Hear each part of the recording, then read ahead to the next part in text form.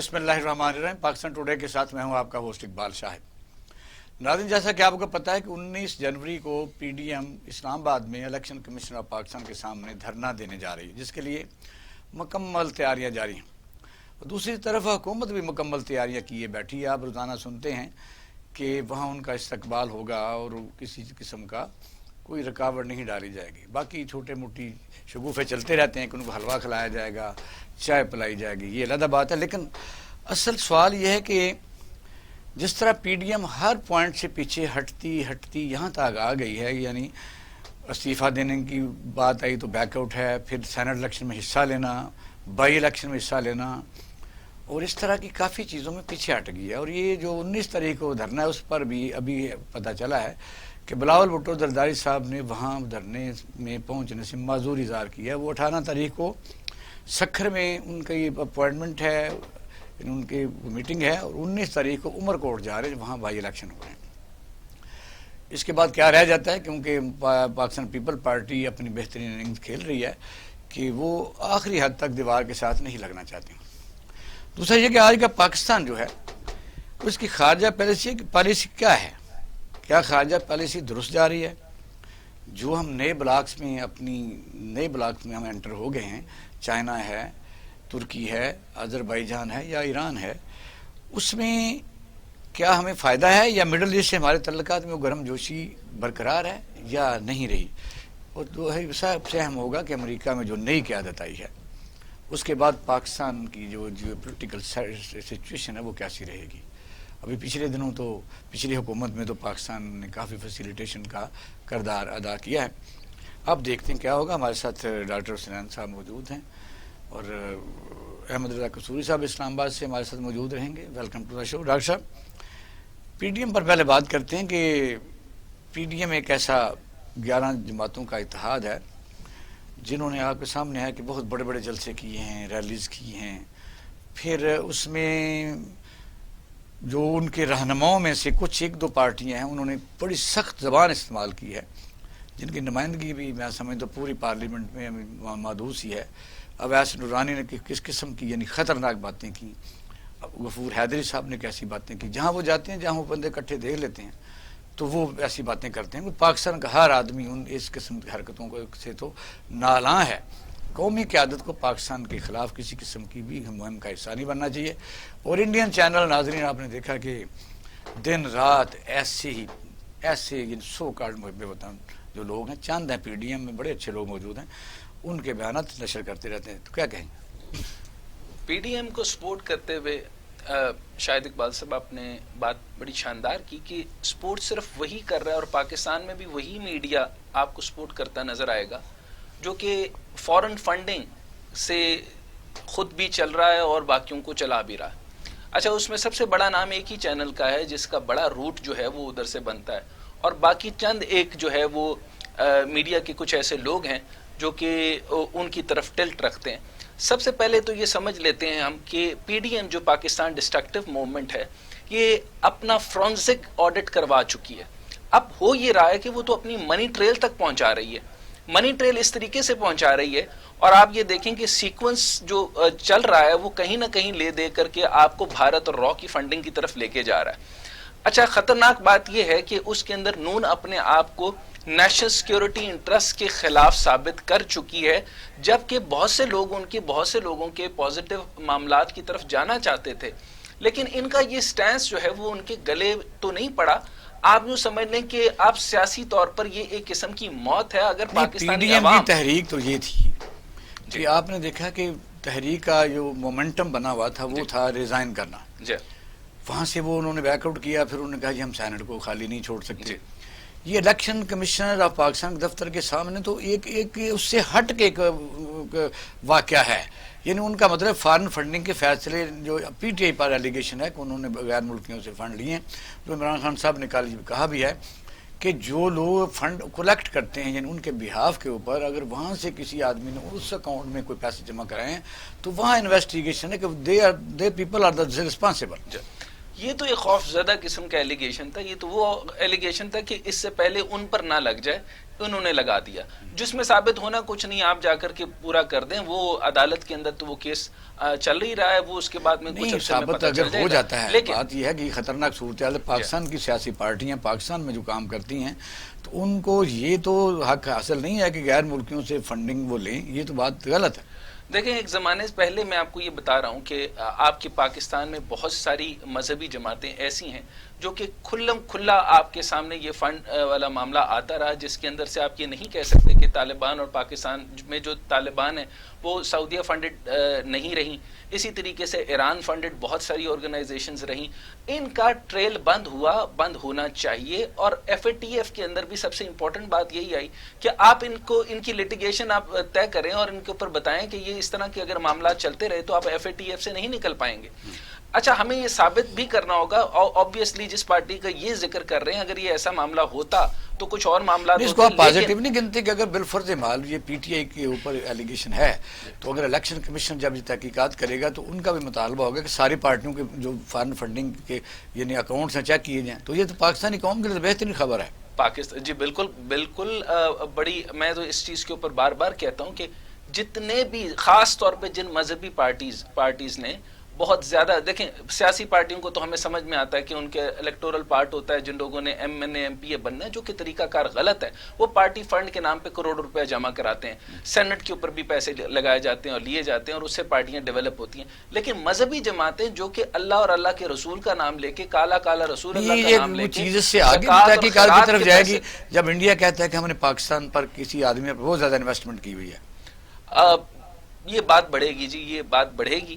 اور یہ جو خاص طور پہ میں نے جو آپ کو بار بار کہا کہ ہر دفعہ استعمال ہونے والی مذہبی پارٹیز جو ہیں وہ کہیں نہ کہیں سے مطلب کچھ فنڈز جو آپ چھوڑ دیں نا, سب سے بڑا فنڈ تو یہ کہ آپ جن سے مال یعنی زکوٰۃ, امداد اور اللہ کے نام پر جو پیسے لائے جا رہے ہیں, اس سے billion of the billion dollar کی جو اتنی ساری پوری دنیا کے اندر ان کا نیٹ ورک ہے, اس نیٹ ورک کا فرانزک کون کرے گا, اس کا آڈٹ کون کرے گا. اور بلکہ اس گورنمنٹ کے اندر نیب کو فوری طور پر یہ قانون کھولنا چاہیے اور یہ کیس کھولنے چاہیے کہ ان تمام مذہبی جماعتیں اور آنے والی مذہبی جماعتیں بند کر دیا جائے. نیب کو آپ بند کرنے کی تو آبویسلی ساری کی ساری کوشش کیے جائیں گے. آپ ایک کام تو آبویسلی اگر آپ یہ کہتے ہیں کہ نیب کا آڈٹ کریں تو نیب کا بھی آڈٹ کروا لیں, نیب کے ایک شخص کا آڈٹ کروا لیں, نیب اپنے آپ کو خود بھی پیش کر دے گی, اس میں پرابلم کی بات نہیں ہے, یہ تو کوسچن بھی نہیں ہے. کرنا چاہیے. سینٹ میں آپ دیکھیں کہ سلیم مانڈوی والا جو ہے انہوں نے یہ کہا ہے کہ میں یہ آواز اٹھاتا رہوں گا. یہ بات اچھی ہے کہ جو بھی ادارہ ہے وہ ظاہر کوئی اس کو حساب دینا ضروری ہے. اس حکومت میں جی بالکل درست آپ کہہ رہے ہیں, اس حکومت میں ابھی تک ایک بات مزے کی رہی ہے کہ کوئی آدمی ڈاکٹر صاحب احمد رضا قصوری صاحب لائن پر اس وقت موجود ہیں, تو ان کو ذرا ویلکم کریں. سر السلام علیکم. جی وعلیکم السلام. سر بہت شکریہ آپ کے ٹائم دینے کا. تو پہلا ہمارا پہلا موضوع ہے کہ پی ڈی ایم جو 19 تاریخ کے لیے انہوں نے ٹائم دیا ہوا الیکشن کمیشنر آف پاکستان کے سامنے دھرنا دینے کا, تو اس پر آپ کا ٹیک لینا ہے کہ 18 تاریخ کو جو بلاول بھٹو زرداری وہ سکھر جا رہے ہیں, 19 کو عمر کوٹ جا رہے ہیں, انہوں نے معذوری اظہار کی ہے. سوال یہ بنتا ہے کہ ایک بہت بڑا پنڈورا بکس کیا کھلنے جا رہا ہے کہ بالفرض مال یہ پی ٹی آئی کی فارن فنڈنگ بھی کو بھی کوئی سپورٹ نہیں کر رہا, کہ وہاں جا کے پھر یہ تو حق بنتا ہے کہ ہر پارٹی کی پارٹی فنڈنگ کو آڈٹ کیا جائے. دیکھیں بات یہ ہے کہ جو رول آف لا کا بنیادی جو اصول اور پرنسپل ہے وہ ہے کہ فیصلے اکراس دی بورڈ ہوں.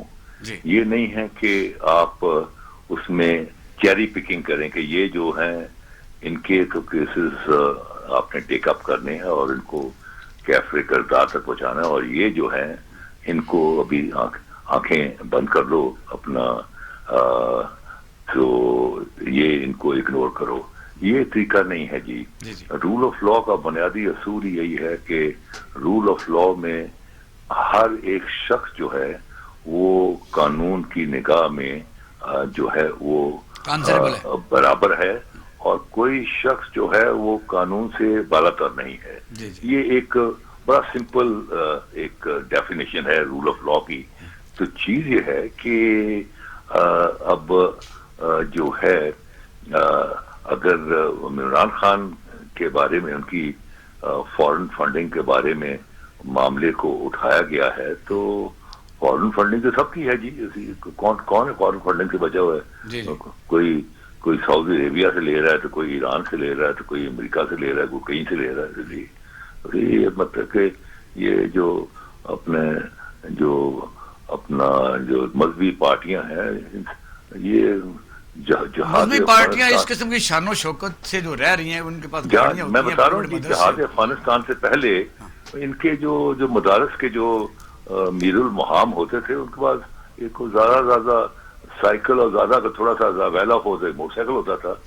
یہ تو جب جہاد ہوا اور جہاد was funded by the Americans کیونکہ امریکنز کو سوٹ کرتا تھا اس وقت جہاد رشیا کے خلاف. رشیا کو انہوں نے اپنا ایک ملحد ریاست پینٹ کیا اور کہا کہ جو ہم یعنی امریکنز اور مسلمان جو ہیں ہم اہل کتاب ہیں اور ہم جو اللہ اور اس کے رسول کی حاکمیت کو قائم کریں گے. تو پہلی دفعہ یہ جو جہادیز ہیں ان کو تمام دنیا سے لایا گیا اور ان کو ویلکم کیا گیا وہاں افغانستان میں. اب جب وہ ان کی فنڈنگ جو ان کی ہو رہی تھی وہ ہیوج بگ فنڈنگ ہو رہی تھی. اس فنڈنگ میں جب ان کو پیسے ملے تو ان کے بعد ڈبل کیبن گاڑیاں یہ وہ ان کا جو طرز زندگی ہی بدل گیا. انہوں نے بڑی زبردست نئی واسکٹیں اور اوپر سروں پر کلے اور پگڑیاں اور یہ وہ. تو میں تو اب تو مولانا فضل الرحمان کی ساتھ سینکڑوں ایکڑ زمین نکلتی ہے اور آپ دیکھیں کہ جو فیڈرل گورنمنٹ ہاؤسنگ سیکرٹری اکرم دورانی صاحب وہ کتنے وہاں مسئلے کتنے. میں پچھلے 52 سال سے پبلک لائف میں ہوں. میں نے تو فضل الرحمان کو اپنے باپ کے سیکرٹری ہونے کے ناطے اسمبلی میں اپنا گیلری میں بیٹھے ہوئے دیکھا ہے. میں تو ایک دوسرے کا بھی تھا. میں کہا کہ گاڑی واڑی میں چھوڑو you are like my nephew. تمہارا باپ میرا کالیگ تھا تم میرے کالیگ نہیں ہو. تمہارا باپ میرا کالیگ تھا. تو یہ بات یہ ہے ان کو سارے جو مولوی تھے بڑے سمپل ان کی زندگی تھی جب تک جہاد.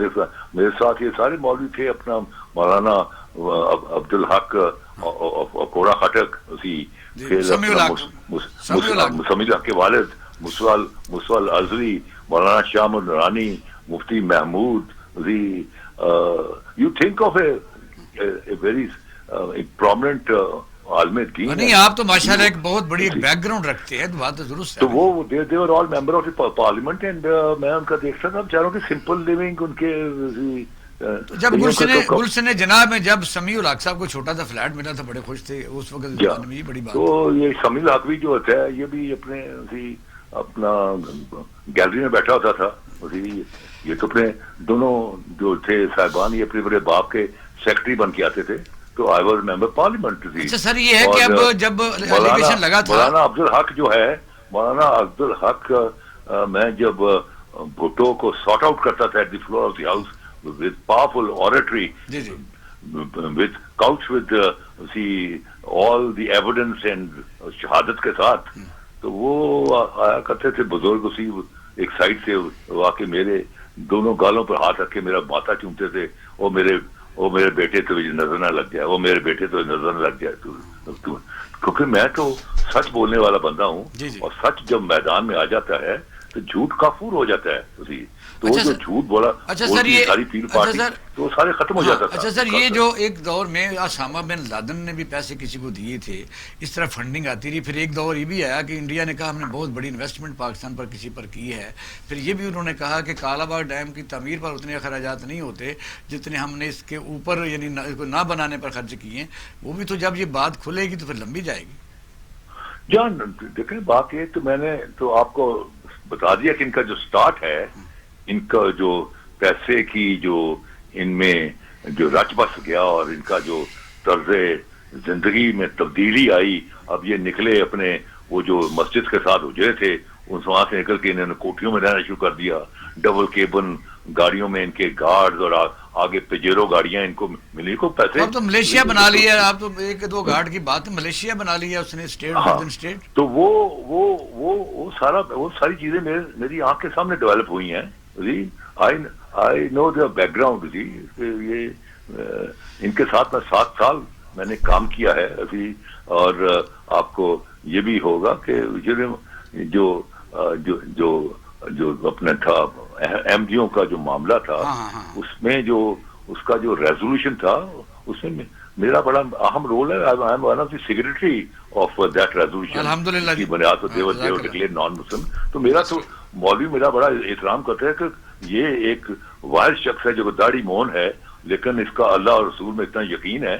تو مجھے تو میرا تو بہت عزت کرتے تھے یہ سارے, آج بھی کرتے ہیں اور مجھے سارے پسند کرتے ہیں. مجھے شیعہ بھی پسند کرتے ہیں, مجھے سنی بھی پسند کرتے ہیں, مجھے اہل حدیث بھی پسند کرتے ہیں. کیونکہ میرا ایٹیچیوڈ یہ کہ مجھ سے پوچھے کہ آپ کون ہیں, میں کہ میں مسلمان ہوں.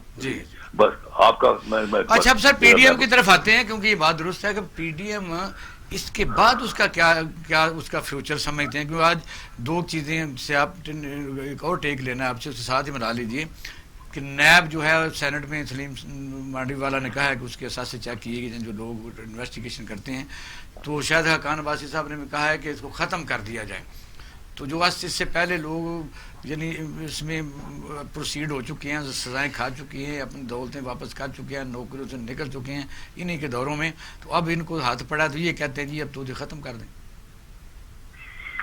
دیکھیں بات یہ ہے کہ ایک چیز اب روزے روشن کی طرح عیاں ہو جانی چاہیے کہ یہ جو پی ڈی ایم ہے اس کا عوام الناس کے ساتھ کوئی تعلق نہیں, اور نہ یہ عوام الناس کے مسائل کو لے کے چل رہے ہیں. یہ جو ایک کنسنسس ڈیولپ ہو گیا ہے, ان کے جتنے بھی کرٹکس ہیں وہ ان کا ایک کنسنسس ہے کہ یہ جو ہے یہ اپنے کو بچانے کی ایک موومنٹ ہے.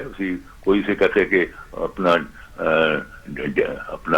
ڈیڈی بچاؤ موومنٹ ہے, ابو بچاؤ. لیکن جو بھی ہے لیکن ان کے ساتھ عوام تو ہے نا, وہ تو جلسوں میں تو جاتے ہیں, ریلیوں میں بھی جاتے ہیں, لانگ مارچ میں بھی وہ جائیں گے, تو ان کو ہم کیا کہیں کہ وہ عوام نہیں ہیں. دیکھیں بات یہ ہے کہ کچھ کام تو ہے کوئی نہیں, خالی لوگ بیٹھے ہوئے ہیں. آپ یہاں بندر کا تماشا کر دیں, اچھا بندر کا تماشا کرنے والا ہو تو ایک دم سے 4-5 ہزار بندہ اس کے ارد گرد اکٹھا ہو جائے گا. یہ دس تعداد مینس نتھنگ, کیونکہ ان کا یہ کسی فلسفے کے تحت نہیں آئے ہوتے, کسی کمٹمنٹ کے تحت نہیں ہے.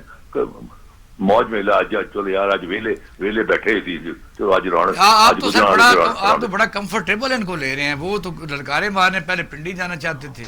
یہ کچھ بھی نہیں ہے جی, دیر نتھنگ. ان کو وہ جس دن ریاست نے فیصلہ کر لیا ان کو روکنا ہے تو رک جائیں گے. جی ایسی بات کوئی نہیں ہے. آپ کی نظر میں یعنی پی ڈی ایم کا مستقبل کوئی نہیں ہے؟ کچھ بھی نہیں ہے جی, کچھ بھی نہیں ہے. Nothing to offer, nothing to offer. مطلب کہ واٹ از دیئر مینیفیسٹو, نہیں وہ کون سی کوئی نئی چیز کر رہے ہیں. مجھے عمران خان کا بھی مستقبل نظر نہیں آتا. یہاں کچھ اور ہی ہونے والا ہے. مجھے یہاں جو ہے نظر آ رہا ہے کہ یہاں مجھے یہ سارا سسٹم ریپ اپ, اس کی بساط مجھے لفٹتی ہوئی نظر آ رہی ہے. یہ سسٹم فیل ہو گیا ہے. یہ بڑی بات کی ہے, یہ یعنی وراثتی جمہوریت کا یہاں کوئی مستقبل نہیں ہے. کوئی نہیں ہے جی, بیکاز سسٹم آنسر نہیں کر رہا. جب جاتے جاتے موجودہ حکومت کو اس کو پھر لپیٹنا ہی پڑتا ہے. جب لپیٹیں گے تو یہاں ایک انٹرم سیٹ اپ آ رہا ہے جو 3 سال کے لیے آئے گا. اور 3 سال کے اندر 2 چیزیں ہوں گی, ایک تو یہاں صدارتی نظام آئے گا, دوسرے چھوٹے صوبے بنائے جائیں گے. یہ بڑی بات آپ نے کی ہے سر. جاتے جاتے یہ بتا دیں لاسٹ میں یہ بتا دیں کہ یعنی موجودہ حکومت کو مشورہ دے دیں کہ جب تک ہیں یہ وہ کام کریں. ایک سوال میں بھی جی, موجودہ حکومت جو ہے ان میں کیپیسٹی نہیں ہے. They don't have the capacity. ایک جس کو کیبنٹ کہتے ہیں وہ میں نے اس کا نام رکھا ہے لونڈا لاری. لونڈا لاری اکٹھے کیے ہوئے ہیں. اچھا ڈاکٹر سنان صاحب آپ سے سوال کرنا چاہتے ہیں. ضرور کریں. جی یہاں پہ انالیسس کے لیے حاضر ہوا تھا, لیکن اب آپ کی موجودگی میں آپ سے ایک سوال کرنا چاہوں گا کہ صدارتی نظام اگر ہے تو اس کا لیجسلیٹولی کانسٹیٹیوشنل کیا آپ کے ذہن میں خاکہ بنتا ہے؟ وہ کس طریقے سے صدارتی نظام جو ہے وہ ورکبل سولوشن کی طور پہ آئے گا؟ اگر انٹرم گورنمنٹ آئے گی اس کو پرولونگ کریں گے یا بیکڈ بائی وہ کس طریقے سے ہوگی اور اس کا سٹرکچر کیسے بنے گا؟ دیکھیں انٹرم گورنمنٹ جو ہوگی وہ کوئی 90 دن کے لیے نہیں آئے گی, وہ کوئی 3 سال کے لیے آئے گی. اور آپ کے سامنے مثالیں ہیں کہ جب ظفر علی شاہ نے چیلنج کیا جنرل اپنا مشرف کی گورنمنٹ کو, تو بغیر مانگے ہوئے, یعنی فیڈرل گورنمنٹ نے بغیر مانگے ہوئے سپریم کورٹ نے اس کو 3 سال بھی دے دیے اور ساتھ یہ بھی کہہ دیا کہ آئین میں ترمیم بھی کر سکتے ہیں. تو ہمارے یہاں مطلب کہ پریسیڈنٹ تو ہے نا جی اسی، کیونکہ ریاست زیادہ امپورٹنٹ ہے اسی. دیکھیں آئین اور ریاست آمنے سامنے آ جائیں تو کس کے ساتھ چلیں گے اسی. آئین کو بچاتے ہوئے ریاست کو خیر بات کر دیں گے، جو کہ آپ نے مشرقی پاکستان میں کیا. اگر اس وقت آپ آئینی جھمیلے میں نہ پڑتے اور ریاست کو بچانے کی کوشش کرتے تو آج ہستہ بستہ پاکستان ایک ہوتا. لیکن آپ نے بہت شکریہ سر، بہت مہربانی، آپ نے ہمیں ٹائم دیا، بڑی نوازش. جی ڈاکٹر صاحب آپ اس پر کمنٹ کریں، پھر میں بریک کی طرف جاؤں. ہاں نہیں، بس میں وہ یہ پوچھنا چاہ رہا تھا کیونکہ آبویسلی ابھی یہ ڈیبیٹ ہونی چاہیے اور یہ انشاءاللہ کسی دن ہم کریں گے آپس میں ڈیبیٹ کہ یہ جو صدارتی نظام کی بات ہو رہی ہے، کیا یہ کانسٹیٹیوشن آف پاکستان یا لیگیلٹی اس کی کس طریقے سے فارمیشن بناتی ہے، اور وہ آرڈیننس جو ہے وہ اس کی تشریح لے لی جائے گی. ہاں وہ اس کی توسیع جب لے گی تو آبویسلی وہ میریٹوکریٹک گورنمنٹ بن جائے گی. لیکن فی الحال اگر یہی کام اسی گورنمنٹ کے ساتھ اور پوری ڈیبیٹ کے ساتھ ہو، اور آبویسلی جس طریقے سے آپ نے دیکھا کہ بائیڈن اور ادھر جو ڈونلڈ ٹرمپ والا معاملہ ہوا، وہ کولیپس آف ڈیموکریسی تو آپ کے سامنے آ گئی. آپ کی سیولین ادارہ جو ہے وہ پریزیڈنسی کو مینج کر رہا تھا لیکن وہ وہاں پہ مینج نہیں کر سکا. اس کا مطلب ہے فال آف ڈیموکریسی آپ کے سامنے ہے. لیکن اب جو سسٹم لانا ہے یا آئے گا وہ میریٹوکریٹک گورنمنٹ ہوگا، سنگل پارٹی سسٹم ہوگا. کیا سی پی سی کا ماڈل لے کر آئیں گے؟ کیا چائنا سے ہمیں ماڈل؟ صدارتی نظام آتا ہے اس وقت ایک انٹرم سیٹ اپ کے طور پر دوبارہ الیکشن کی طرف بھی جانا پڑتا ہے، لیکن فارمیشن آف گورنمنٹ جو ہے وہ پارلیمانی سے پریزیڈنشل آ جاتی ہے. اس کا سسٹم جو ہے وہ اس کا سسٹم اور ہوتا ہے، اس کا جو ووٹ کا طریقہ کار ہے وہ بدل جاتا ہے. ڈائریکٹ الیکشن ہوتی ہیں، یعنی جو آدمی ایز اے پریزیڈنٹ وہ ہو سکتا ہے بی ڈی سسٹم کے تحت آئے، ہو سکتا ہے ناظموں کے تحت آئے، وہ ان کو منتخب کریں گے. نہیں، جو الیکٹورل کالج ہے وہ بدل جائے گا. تو یہ اس ملک کا بقا جمہوریت میں ہے، لیکن جمہوریت کو جس طرح چلایا جا رہا ہے وہ بھی ایک سوال ہے. اس پر کیا کہیں گے؟ نہیں، اس پہ جمہوریت کا تو آپ نے دیکھ لیا کہ میں بالکل اس پہ اب تک تو کنونس نہیں ہو سکا. کیونکہ آپ یہ دیکھیں کہ اگر امریکہ کے پوری دنیا کے اندر ڈیموکریسی کا جو مائی باپ ہے تو وہی مانا جاتا ہے. اگر آپ یہ دیکھیں کہ ابھی بھی کوئی 30 یا 40 کا ڈفرنس نظر آ رہا ہے اور وہاں پہ پاپولیرٹی ٹرمپ کی بھی اتنی ہی ہے جتنی بائیڈن صاحب کی ہے، تو ڈیموکریسی کے اوپر کیا کوشچن کریں گے اور وہاں کی لیجسلیچر کو کیا کریں گے؟ ہزاروں لوگ مر گئے، معاملات بن گئے. تو ڈیموکریسی آج کا پاکستان میں اگلے سوال کی طرف جا رہے ہیں، بریک کے بعد ہم آئیں گے. آج کا پاکستان اور ہماری خارجہ پالیسی کیا یہ درست چل رہی ہے؟ ناظرین اب ہم لیتے ہیں چھوٹا سا بریک، اسی موضوع پر ہم دوبارہ اس پر بات کریں گے. آتے ہیں شارٹ بریک کے بعد، ہمارے ساتھ رہیے.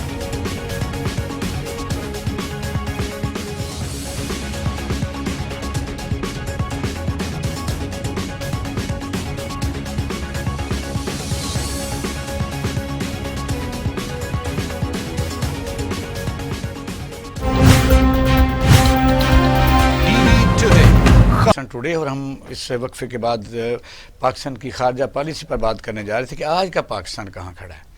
کیا خارجہ پالیسی درست سمجھ آ رہی ہے، یا مثلاً مشرق وسطیٰ کے ممالک کے ساتھ وہی ہماری گرم جوشی ہے، یا نئے بلاکس جو بنے ہیں جن میں کا ہم حصہ بنتے جا رہے ہیں، آذربائیجان بھی شامل ہے، تو آپ کے سامنے رشیا بھی شامل ہے، ترکی شامل ہے، ایران شامل ہے، چائنا تو خاص طور پر ہے. یہ درست ہے پالیسی، یا وہ گرم جوشی جو ہماری ایک زمانے میں رہی ہے کہ اور ملکوں کے ساتھ وہ کم ہو گئی ہے، اور امریکہ میں جو نئی قیادت آ رہی ہے اس پر ہم بات کریں گے. جی ڈاکٹر صاحب پہلے میں ویلکم کر لوں، میرا خیال ہے راؤ صاحب کو. راؤ صاحب سر السلام علیکم. وعلیکم السلام جی، سر بہت شکریہ، بڑی مہربانی آپ کی. مہربانی جی. ہاں تھینک یو. ڈاکٹر صاحب کی ذرا بات سن لیتے ہیں پھر آپ کی طرف. جی ڈاکٹر صاحب اس پر کیا اچھا، اس میں یہ ہے کہ پاکستان جو اپنی خارجہ پالیسی کے اندر آپ جو نئے چینجز دیکھ رہے ہیں، یہ پچھلے کچھ عرصے کے اندر یا بھٹو صاحب کے دور کے اندر ہم نے کچھ دیکھا، یا ایوب خان صاحب کے دور میں کچھ دیکھا. اس کے بعد سے اب جو ایک تبدیلی آئی ہے اس میں ہم پر ایک قسم کی انفورسمنٹ بن گئی ہے. یعنی یوں سمجھ لیں کہ یہ نیڈ ٹو چینج پر ہم نے یہ چیزیں چینج نہیں کی، بلکہ ارجنسی ٹو چینج آ گئی. اب ہماری مجبوری بن گئی ہے اس طرف آنا، کیونکہ ہم تو کافی عرصے سے یو اے ای کے اوپر، سعودیہ کے اوپر انحصار کر کے بیٹھے تھے، اور اب آپ نے دیکھا ابھی ہمارے دوست ممالک ہیں، دوست ممالک تو ہیں، لیکن اس کے بعد ہمیں کافی چیزیں نگلیکٹ ہو رہی تھی. اور وہ نگلیکشن جو ہے وہ اس گورنمنٹ کے اندر دو بڑی چیزوں سے اچھا آیا کہ ایک پاکستان، ٹرکی، آذربائیجان، ان کا جو سہ فریقی ان کا اجلاس ہوا، اور ایک 31 تاریخ کو جو اجلاس ہونے جا رہا ہے جس کی مجھے بڑی خوشی ہے. اور میں بڑے عرصے سے دیکھ رہا تھا کہ ہم نے افریقہ کو کمپلیٹلی نگلیکٹ کیا ہے. آپ یوں سمجھ لیں کہ 50 ممالک افریقہ کے، اور ان میں سے 10 سے 12 ایسے ممالک ہیں جو کہ ریسورس، مائننگ، منرلز ان کے ساتھ بھرے پڑے ہیں. آپ یوں سمجھیں کہ 2050 تک 2050 تک ان کے ایسے لوگ ہوں گے جو کہ ابھی 25 سال تک پہنچیں گے، یعنی آپ کی ینگسٹ لیبر، یعنی one of the youngest labour آپ کے پاس آگے آنے والے وقت میں اویلیبل ہے. آپ نے جو ابھی تک شیئر کیا تو اس میں صرف $3 بلین کا آپ نے کیا، جو ٹوٹل حجم ہے وہ $1 ٹریلین کا $1 ٹریلین کا آپ کا جو ہے حجم افریقہ کے ساتھ ٹریڈ کا ہو سکتا تھا. یعنی یوں سمجھ لیں کہ آپ افریقہ کے ساتھ نہ ہونے کے برابر ٹریڈ کر رہے ہیں. آذربائیجان کے بارے میں عرض کرتا ہوں کہ ہم وہ یعنی یہ جو 10 آزاد ریاستیں تھے جو رشیا کے ساتھ تھی، اور کامن ویلتھ ان کا ایک اپنا رشیا کا بھی کامن ویلتھ بن گیا تھا جس کے اندر یہ آذربائیجان بھی تھا. آذربائیجان کو ابھی یہ جو کرتا ہے، کنٹرول کرتا ہے، یہ ٹرکی کرتا ہے، اور وہ اس طریقے سے کرتا ہے کہ ان کی گیس پائپ لائنز اور آئل پائپ لائنز ان کے ساتھ اویلیبل ہیں. ہم نے اب تک اس طرح کے ڈیسیژنز لیے تھے یا نہیں لیے تھے، لیکن اب ممکن ہے اس طرف اگر توجہ چلی گئی ہے تو دو چیزیں بڑی آئی. جس طرح میں نے افریقہ کے بارے میں کہا کہ لک افریقہ، آذربائیجان تو اپنی ڈیفنس لائن بھی اتنی امپروو نہیں کر سکا، تو وہاں کون سی دلچسپی ہے جو ہمارے لیے اہم ہوتا جا رہا ہے؟ اچھا، وہ اہم اس لیے ہوتا جا رہا ہے کہ فل آف ریسورسز ہے. اور سب سے بڑا مسئلہ آپ کا جو سعودیہ کے ساتھ ٹرائی کا آپ ذرا چیک کریں آئل کا، تو اس سے ہماری جان چھوٹنے والی ہے. ایران کو جو ہے پوری دنیا میں الیکٹریسٹی کے اوپر ساری ٹرانسپورٹ آ رہی ہے. نہیں، آپ کو آبویسلی دیکھیں ٹیکنالوجی کے حساب سے کوئی ایسے ممالک ہے جیسے ایون منگولیا جو ہے وہ آپ کو یعنی کاسٹ افیکٹو طریقے سے بجلی بنانے کے طریقے بتا سکتا ہے، لیکن پاکستان نے اب تک ایسا نہیں کیا. لیکن میں ایک میں امپورٹنٹ بات کرنا چاہتا ہوں کہ دنیا جیوگرافک لوکیشنز کے بجائے جیو اکنامکس پر چلی گئی ہے. اب ہمیں آپ دیکھیں کہ آرمینیا کے میٹر کے اندر پاکستان نے بہت اچھا کیا کہ اگر ان کو سافٹ ایڈ کیا، کھل کر بھی کیا، اور ان کے ساتھ آپ یہ دیکھیں ہمارے ٹرانسپورٹیشن بھی آ رہی ہے. راؤ صاحب کیا کہیں گے آپ؟ ذرا مفصل تھوڑا پر اپنا نوٹ دیجئے کہ پاکستان کی اس وقت موجودہ، کیونکہ ایک زمانے میں آپ کو بھی پتہ ہے جناب کہ پاکستان میں کنٹینیوسلی مختلف ملکوں کے ہیڈ آف اسٹیٹ آ رہے ہوتے تھے، ہم بھی جا رہے ہوتے تھے. اب جو نئی نسل ہے ان کو تو پتہ ہی نہیں ہے کہ ایک زمانہ تو یہاں ہر وقت رونق ہی ہوتی تھی، لیکن اب نہ کوئی جا رہا ہے نہ کوئی آ رہا ہے، تو کہاں تک ہم کامیاب ہیں؟ بہت شکریہ جی پروگرام میں مدعو کرنے کا. میں گزارش کروں گا کہ ہمیں ریئلسٹک پرزم کے اندر فارن پالیسی آف پاکستان دیکھنی چاہیے. ٹھیک ہے، یعنی ہماری فائنینشیل ورتھ کیا ہے، ہماری ٹیکنیکل ورتھ کیا ہے، اور ہماری قد کاٹ جو ہے ملک کا وہ کتنا ہے، اور ہماری کیپیسٹی کیا ہے ملکوں کے ساتھ ریلیشن شپ بڑھانے کی یا بہتر کرنے کی. دیکھیں، خواب تو ہمیں کچھ 70 سال سے دکھا رہے ہیں کہ پاکستان بس 10 سال ہوں گے تو اتنا زبردست جوائنٹ بن جائے گا کہ تجارت ہی تجارت ہوگی، اور یہ جو سینٹرل ایشین بلاک ہے یہ بھی پاکستان کے ساتھ مل گیا اور ترکی مل گیا. میں آپ سے صرف 5 منٹ توجہ سے نہیں آپ پوری بات کریں. گزارش کروں گا کہ میں نے رشین ریلیشن شپ کو پاکستان کے ساتھ بڑی تھورلی اسٹڈی کرنے کے بعد کالم لکھا ہے، کوئی 8 سے 2 ہفتے میرا خیال مہینہ ہو گیا ہے، کہ رشین کا ہمارے ساتھ کوئی ریلیشن شپ پریکٹیکلی نہیں ہے. ٹھیک ہے، وہ بہتر ہوا ہے. بہتر ہونے کا مطلب کیا ہے کہ ہماری انویسٹمنٹس جو ہیں ڈالرز کی ٹرانسفارمیشن کے اندر پاکستان کو کتنی سہولت ہوتی ہے. ان کا تو ٹوٹل ٹنٹ پریکٹیکلی آج بھی انڈیا کی طرف ہے. ہمارے ہاں شور مچا ہوا ہے کہ جی رشیا بلاک بن گیا. بھئی رشین جو ہے اس کی جو انویسٹمنٹس ان انڈیا ہے وہ آپ دیکھیں، ان کا جھکاؤ دیکھیں، اس کے بعد آپ بتائیں کہ وہ پاکستان کو کیا دے رہا ہے. اچھا، پھر ہمارا رول یو اے ای کے اندر، یہ مڈل ایسٹ کے اندر گزشتہ 10 سال سے کمپرومائز ہوا ہے. یہ کوئی آج کی بات نہیں ہے.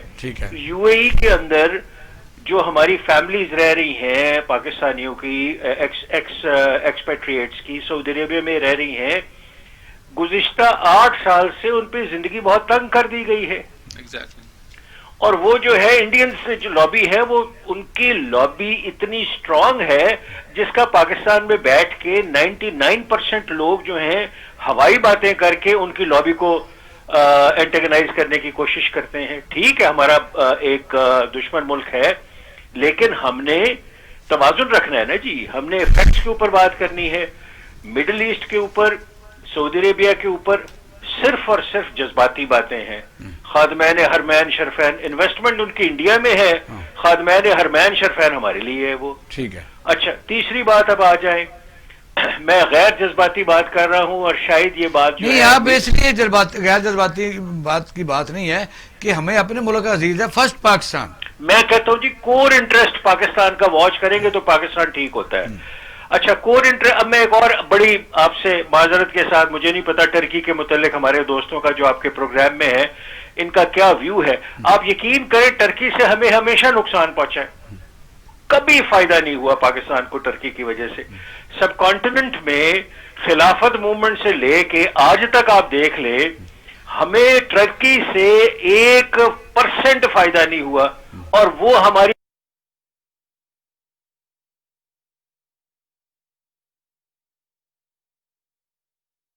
کرائسس میں جا چکا ہے. ان کی جی ڈی پی گروتھ جو ہے کم ہو گئی ہے, ان کی جی ڈی پی کانٹریکٹ کم ہو گیا ہے. اب ہم یہ کہتے ہیں جی ٹرکی, لیکن راؤ صاحب ہمیں اپنا بھی تو قصور مان لینا چاہیے. ہمارے پاس سکلڈ جو ہے. سر آپ نے بھی میری بات ذرا میں عرض کر رہا ہوں. اچھا اب ایک ہمارے دوست نے, میں نے نہیں جانتا, کہا جی کہ ہم فلاں ملک کے اندر ریسورسز ایکسپلائٹ کر لیں گے. بھئی ہم تو بلوچستان کے ریسورسز ایکسپلائٹ نہیں کر رہے, تو ہم آذربائیجان آرمینیا جا کے کیا کریں گے. پھر افریقہ کی بات ہوئی, میں خود افریقہ میں 3-4 ملکوں میں ہو کے آیا ہوں. آپ یقین فرمائیں کہ پاکستان کی پریزنس ہی نہیں ہے. پاکستان وہاں ہونی چاہیے سر, ہونی چاہیے. دیکھیں میں یہ نہیں کہہ رہا کہ کیا ہونا چاہیے. ایگزیکٹلی 73 سال کے اندر جو کچھ ہم نے کیا ہے وہ ہم کاٹ رہے ہیں اس وقت. سر ہمارا کسی ملک سے, میں چائنا کو بھی انکلوڈ کرتا ہوں, ہمارا کسی ملک سے کوئی ایسا ریلیشن شپ نہیں ہے جسے ہم باعزت ریلیشن شپ. رسپانسبلٹی کس کی ہے یہ فکس کریں.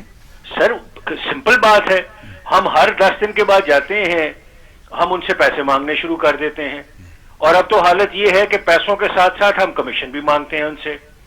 تو وہ لوگ جو ہیں ہمیں کیوں ٹرسٹ کریں گے, اور وہ لوگ جو ہیں ہماری, ان کی کیا رسپانسبلٹی ہے کہ ہماری سوورینٹی کو وہ انٹیکٹ رکھے. سر بات یہ ہے کہ پاکستان کا کور نیشنل انٹرسٹ, یعنی پاکستان کا جو اصل فائدہ ہے وہ صرف ایک قوم نے دیکھنا ہے, اور وہ پاکستانی ہے. ہم اپنا فائدہ خود نہیں دیکھ رہے اور ہم دوسروں پہ ڈیپینڈ کر رہے ہیں. لوگ کہتے ہیں جی ریسورسز, مجھے بتائیں جاپان کے کیا ریسورسز ہیں. یہ جاپان کی بات میں کرنے لگا تھا کہ جاپان کو 5 لاکھ آدمی سکلڈ چاہیے, اور ہمارے دوست ہیں آپ کے بھی, پاکستان کا سکلڈ ہی نہیں ہے. میں اقبال صاحب ایک سٹیپ فارورڈ جاتا ہوں.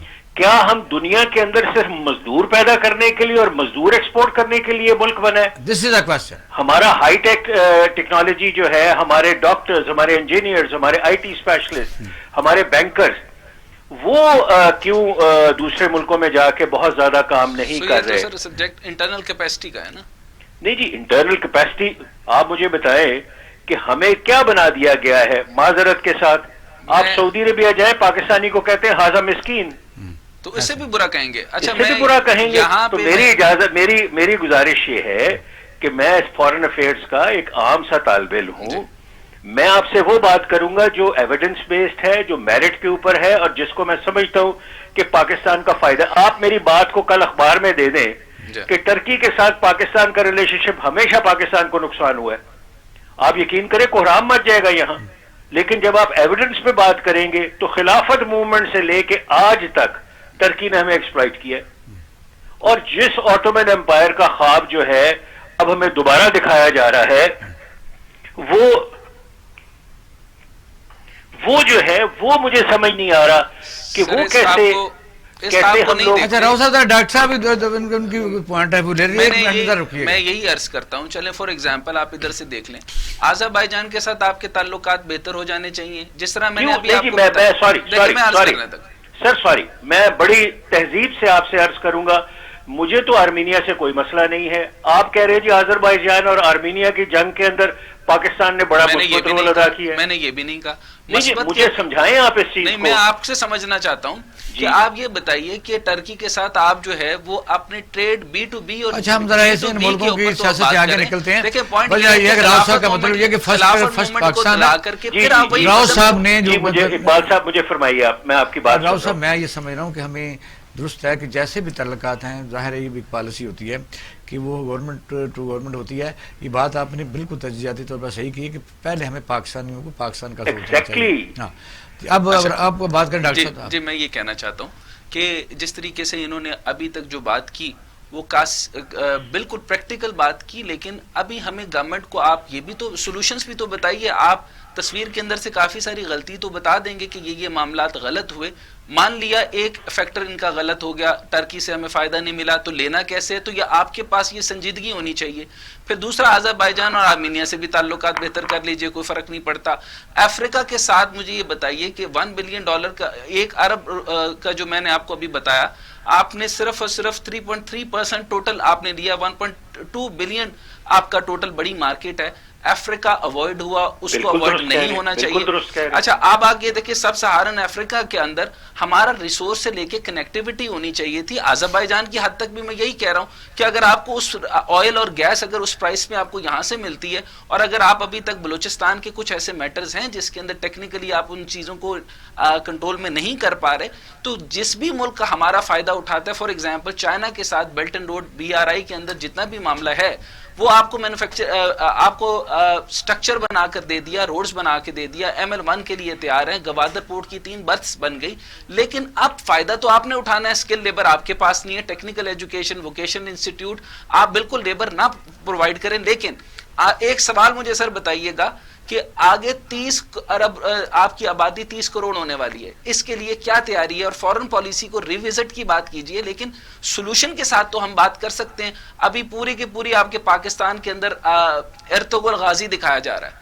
ہم مجھے بتائیں، آپ کی جذباتی ساری قوم تو ارطغرل غازی کے ساتھ چلی گئی، خلافت موومنٹ دوبارہ سے شروع ہو جائے گی. تو آپ جیسے حضرات سے میں یہ عرض کرنا چاہوں گا کہ آپ ٹیکنیکل نمبرز دنیا کو، اپنے عوام کو، اپنے لوگوں کو، ہم تھوڑا سا ہٹ گئے، ہم کنٹری ٹو کنٹری نہیں، میرا مقصد صرف یہ تھا بھی ہم پاکستانی جو ہیں اب آتے ہیں کہ امریکہ. راؤ صاحب بتائیے کہ امریکہ کی جو نئی قیادت ہے اور پاکستان کا جو کیا اثرات ہو سکتے ہیں اس پر؟ سر دیکھیں، یہ جو اس وقت پریزیڈنٹ الیکٹ ہے جو اب اوتھ لیں گے، یہ بہت گہری نظر رکھتا ہے یہ شخص انٹرنیشنل پالیٹکس پہ، ملٹری کے اوپر، capacity of our region. And he is a specialist of conflict ridden areas. اچھا. اور یہ کوئی آپ اس کو کوئی پرانے پریزیڈنٹ کی طرح نہ سمجھیں، اسے ایک ایک چیز کا پتہ ہے. نمبر 2، ان کی اس شخص کی فل بیکنگ ہے پینٹاگون کی اور CIA کے اس شخص کو، یعنی ان کو پتا ہے کہ یہ اسٹیبلشمنٹ کی باتوں کو سمجھنے کی کیپیسٹی رکھتا ہے. میں نے کیپیسٹی کا لفظ نہیں، لفظ آپ نے بڑا اچھا بولا. ٹھیک ہے. تو میں یہ عرض کروں گا کہ امریکہ کے ساتھ ہمارا ریلیشن شپ ہم نے خود خراب کیا ہے. اسامہ بن لادن یہاں سے نکل آتا ہے، کس کا قصور ہے جی؟ ایگریڈ. مجھے سمجھا دیجئے. ایگریڈ. یعنی امریکن اتنا بڑا ٹیررسٹ ایبٹ آباد کے ساتھ بیٹھا ہوا ہے، امریکنز خود اسے پکڑ کے مار رہے ہیں. اس سے زیادہ بدقسمتی ہماری کیا ہو سکتی ہے؟ اور اس سے زیادہ ریلیشن شپ برباد کرنے کے لیے کوئی اور فیکٹر کی کیا ضرورت ہے؟ اب ہم ایران کے ساتھ الائز کافی کلوز ہوتے جا رہے ہیں، وہ بھی ہمیں خراب کریں گے. تو امریکہ جو ہے وہ ایران کے ساتھ کیا پالیسی بنائے گا؟ جو بائیڈن صاحب جو تھے یہ اوباما کے رائٹ ہینڈ نہیں تھے، وہ کلنگز ان کی طرف سے نہیں تھی، یہ سارا کا سارا انسٹال پلان بھی آپ پہلے مانے. دیکھیے میں جو بائیڈن کیسے جانتے ہیں سر، افغانستان کو 50 گنا امپورٹنس دی انہوں نے، کہا پاکستان پر 50 گنا امپورٹنس ہے. لیکن آپ یہ کہہ رہے ہیں وہ سب جاننے کے بعد یہ لانچنگ کس کی تھی؟ مجھے سر آپ کا پتہ نہیں ہے کہ اب میں آپ سے عرض کروں گا، میں عرض کروں گا بہت مؤدب طریقے سے کہ انہوں نے پاکستان کی کیپیسٹی کو ڈالرز دے کے خرید کے استعمال کیا ہے. تو کس نے کیا تھا سر؟ کسی نے کیا ہے، Pakistan Biden was the vice president نا سر ایٹ دیٹ ٹائم. تو آپ بکے ہیں تو انہوں نے خریدا ہے نا. تو ابھی کیا کریں گے؟ ہم نے کیسے تعلقات خراب کر دیے؟ سر آپ بکنے کے لیے تیار تھے تو آپ کو خریدا گیا ہے نا. سب لوگ بک رہے ہیں یہاں پر، اگر بکنا بند ہو جائیں گے سر، اگر آپ نے یہ بات تسلیم کر لی تو مائی کیس از اوور. میں اب بھی یہ کہوں گا so let's revisit the foreign policy نا جی.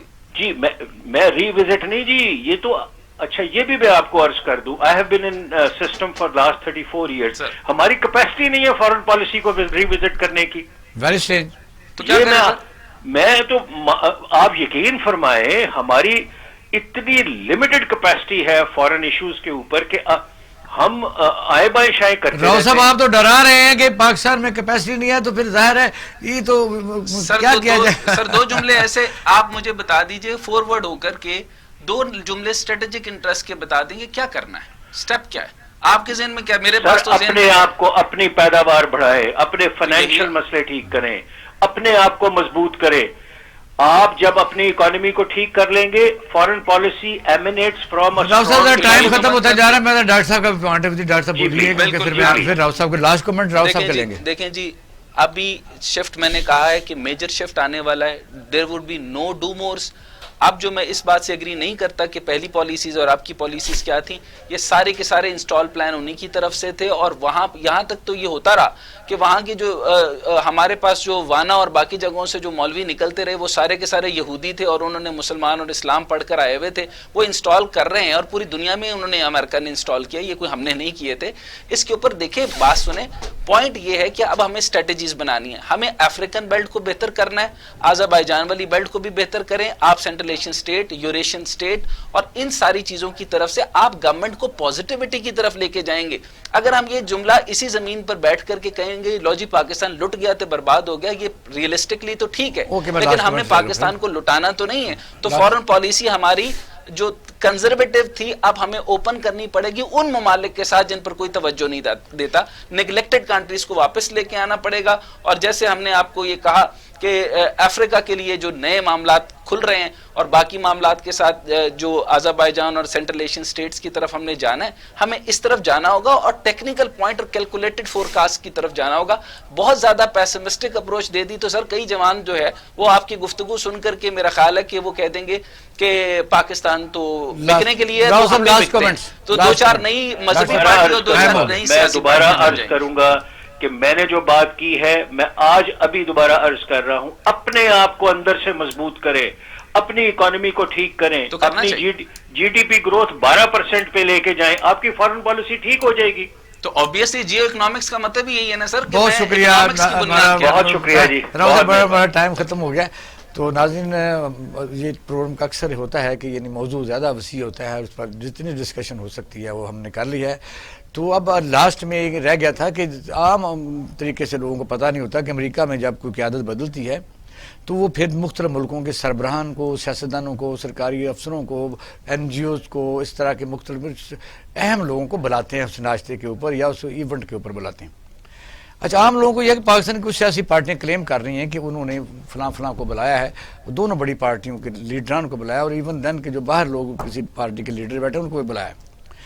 میں خود کسی انسٹیٹیوشن کا، پاکستان کا میں اس کو چیئرمین ہوں، تو ہمیں بھی وہ لیٹر آتے ہیں کہ آپ یعنی اس کو اپنے خرچے پر اگر جانا چاہیں اور وہ سیٹ بک کروانا چاہیں، آپ صدر سے کتنی دور بیٹھنا چاہتے ہیں، نزدیک بیٹھنے تو اس کا ریٹ اور ہوتا ہے.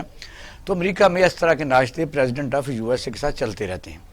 تو یہ میں سر آپ سے شیئر کرنا تھا. اپنا اور اہل خانہ کا خیال رکھیے گا. پاکستان زندہ باد.